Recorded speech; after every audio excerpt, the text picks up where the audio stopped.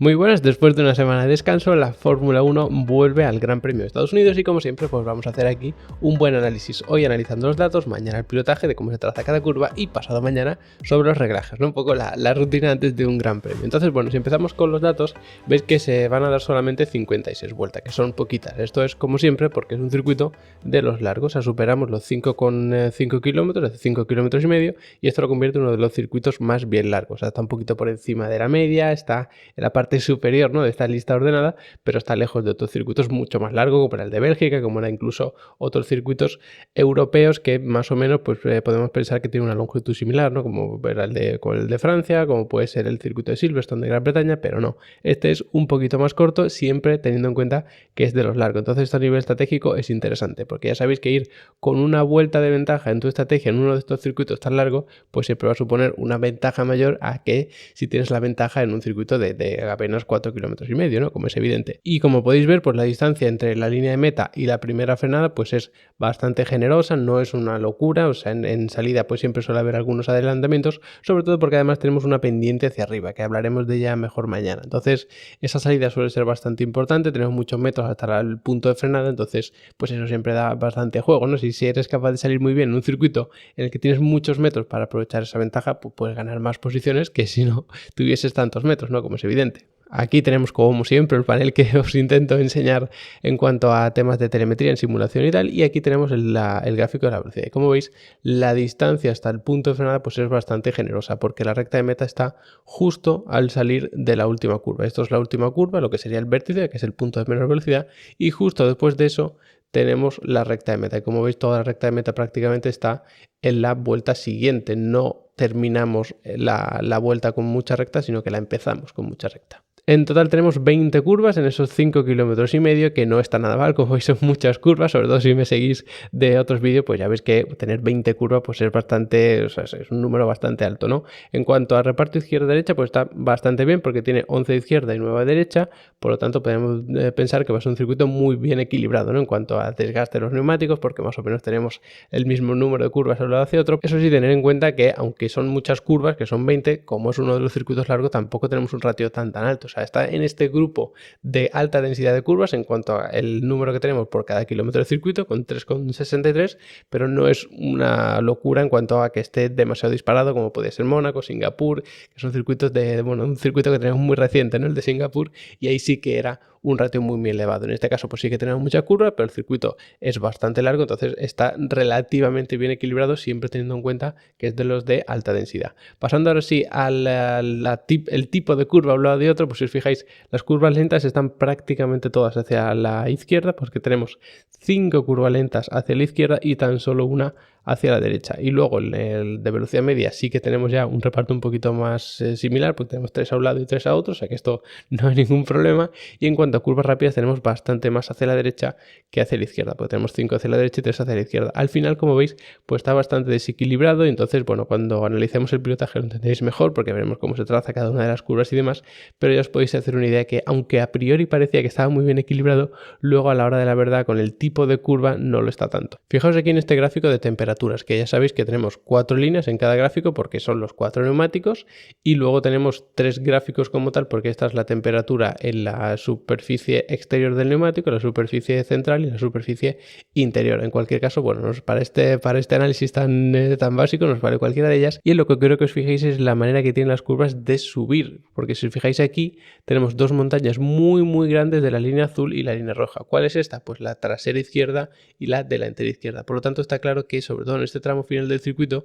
el lado izquierdo del coche es el que más sufre, porque tenemos muchos metros de giro constante hacia la derecha y una velocidad media alta. Por lo tanto, esto va a desgastar bastante los neumáticos. Sin embargo, en el resto del circuito, aparte de que por aquí veis que se refrigeran los neumáticos bastante bien, porque tenemos zonas de más rectas, cuando en este tramo sube también la parte derecha del coche, también lo hace a la izquierda. Por lo tanto, a rasgos generales, viendo este esquema de la temperatura, podemos pensar que el lado izquierdo del coche va a ser el que más se desgaste, especialmente por este último sector. En cuanto a los frenos, pues tenemos 10 frenadas, es decir, para la mitad de las curvas hay que frenar, que es un ratio que no está nada mal, son bastante frenadas, como podéis ver comparándolo con el resto del circuito, y además tenemos 3 que son muy fuertes. Por lo tanto, 10 frenadas son bastante, pero es que además 3 fuertes ya indica que el circuito no va a ser del todo fácil para los frenos, como podríamos tener, por ejemplo, en el circuito de Suzuka. En cuanto al porcentaje de vuelta frenando, pues está por encima de la media, como podíamos intuir, con un 16% de la vuelta en que se está tocando el freno. Esto puede subir un poco, sobre todo cuando hay tráfico, cuando cuando el neumático está desgastado, cuando tenemos más carga de combustible, todo esto, pero bueno, entre un 16 y un 18 debería rondar el porcentaje tocando el freno. Esto es un porcentaje también relativamente alto. En cuanto a la temperatura, pues es bastante alta la máxima comparándola con el resto de temperaturas máximas. La media pasa más o menos lo mismo, aunque un poquito por abajo, y la mínima también. O sea que está en uno de estos circuitos en el que la dificultad para los frenos en cuanto a refrigeración pues va a estar más bien, digamos que media alta. Así que las tomas de refrigeración de los frenos, sobre todo las delanteras, que se ven muy bien, vamos a ver cómo son bastante generosas para evitar sobrecalentamientos. Como veis, tenemos aquí una frenada muy fuerte, que es la de la primera curva, que mañana la explicaremos mejor, pero está bastante ayudada por la fuerte pendiente hacia arriba. Luego aquí tenemos otra frenada bastante fuerte y luego aquí también. Al final tenemos 2 golpes de freno bastante generosos, pero no llegan a ser tan fuertes como estos 3. Por eso tenemos aquí esas 3 frenadas fuertes que decíamos antes y luego, como veis, pues aquí 3 frenadas muy débiles, que es una serie de enlazadas de alta velocidad, izquierda y derecha. Luego aquí tenemos un par de frenadas que no son del todo flojas, pero podríamos decir que es una dificultad media, y luego estas 2 finales que sería más bien dificultad media alta. Entonces no se da del todo respirar los frenos y es algo que podemos ver también con este gráfico, que os lo suelo poner siempre. Como veis, en este tramo como norma general pues se va refrigerando mucho. Esta es entre el primer y tercer sector, entonces aquí no se sobrecalienta mucho, pero luego a mitad de circuito justamente tenemos una fuerte frenada que los calienta mucho, luego tramo de refrigeración y luego, sobre todo en el último sector, estamos trabajándolos bastante, es decir, sobrecalentando mucho y sobre todo manteniéndolos constantemente a una temperatura relativamente alta.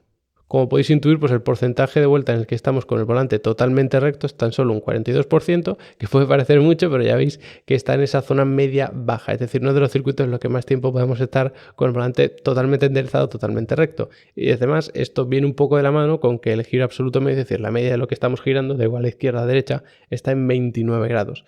Una vez más, no es excesivamente alto, ni mucho menos, como podéis ver por ahí, pero sigue estar ese grupo de la mitad un poquito hacia arriba, entonces eso ya nos hace intuir que el coche va a trabajar bastante, ¿no? El chasis a un lado hacia otro, y luego ya por último, pues que sepáis que el giro máximo de volante tampoco es de los más altos, son 174 grados aproximadamente, que solo no os quedéis con el número, sino en comparación con el resto de circuitos, es decir, la zona más revirada del circuito, donde más giro tenemos que meter, tampoco es excesivamente revirada si la comparamos con el resto de circuitos. Esta línea azul es la que nos marca el giro de volante y como veis, pues bueno, tenemos varios picos importantes en la primera curva, luego aquí justo, luego aquí, es decir, justo después de las grandes frenadas tenemos giros de volante muy bruscos, pero no tenemos tampoco una zona en la que el giro de volante sea excesivo. Aquí es probablemente donde más giro de volante se meta, y aunque estas curvas, por ejemplo, en este caso, que ya la veremos mañana con más detalle, sí que haya que meter mucho giro de volante, es inferior porque el trazado es muy ancho, entonces puedes aprovechar todavía más el ancho de trazado para redondear más la curva y por lo tanto no llegar a meter tanto giro de volante. Si tuviésemos exactamente las mismas curvas pero en un circuito más estrecho, como podría ser el caso de Suzuka, entonces sí que veríamos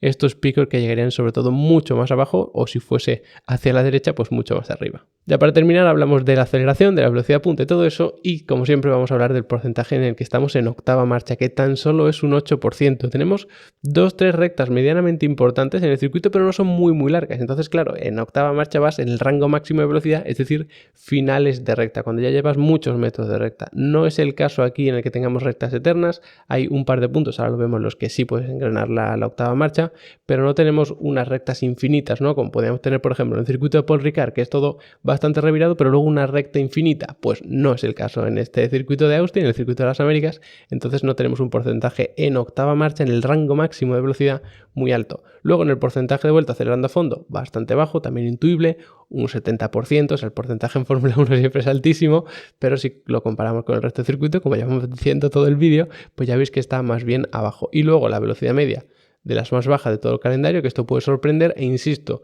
esto no es un número que tengáis que coger al pie de la letra, porque hemos puesto los mismos reglajes y las mismas condiciones en todos los circuitos, porque la intención era comparar un circuito con otro, no saber exactamente el valor. Entonces, para que os hagáis una idea, que luego con los reglajes, pues la velocidad media siempre sube un poquito por tener unos reglajes más adecuados, pero aún así están los circuitos en los que la velocidad media es bastante baja. ¿Por qué? Pues porque no tenemos esa recta que decíamos antes, que te darían mucha velocidad punta o que está mucho porcentaje de vuelta en la octava marcha. Normalmente, como os podéis imaginar, va de la mano el porcentaje de vuelta que estamos en octava marcha y la velocidad media. No es lo único que influye, evidentemente, pero suele ir bastante de la mano. ¿Dónde podemos engranar la octava marcha? Pues si nos fijamos aquí, tendremos que ver cuándo sube al máximo, que es la octava. Aquí, que es la recta más larga del circuito, sin duda, o sea, fijaos que es de aquí hasta aquí estamos acelerando a fondo, o sea, estamos más de 1 kilómetro acelerando a fondo en una recta, pero luego apenas tenemos rectas importantes. Como veis aquí estamos constantemente subiendo y bajando, aquí justo vamos a alcanzar una velocidad muy importante y otra vez nos encontramos una frenada, por lo tanto solamente engranamos la octava marcha aquí y en la recta de meta justo al final. Por lo tanto, incluso puede que ese porcentaje que hemos visto, que ya de por sí era bajo, sea todavía más bajo, porque si tienes una relación de cambios un poquito más larga, quizá aquí ni siquiera te compense meter la octava marcha y te quedes en séptima. Si os gusta todo esto de analizar los datos de la telemetría, de analizar bien los circuitos, de la parte técnica de la Fórmula 1 y demás, pues os invito a que os apuntéis a Level Up Academy, que tenéis tarifa plana de cursos. O sea, podéis estar el tiempo que queráis suscrito, que mientras tengáis la suscripción activa podéis ver toda la clase que queráis, todos los cursos, descargaros, obtener los certificados, preguntarme a través del soporte las dudas y además cada día estamos haciendo una nueva clase en directo. Esta semana estamos con un curso de diseño CAD en 2D con AutoCAD, pero aparte de eso tenéis muchos más cursos, siempre todos enfocados en automovilismo. Así que echadle un vistazo. Además, la primera clase es gratis, la podéis ver, así echáis un ojo a cómo va la academia y luego pues os apuntáis y ya podéis aprender todo lo que queréis conmigo. Así que nada, hasta aquí el vídeo del análisis de los datos de este circuito de las Américas. Espero que os haya gustado y nos vemos mañana hablando del pilotaje en cada una de sus curvas.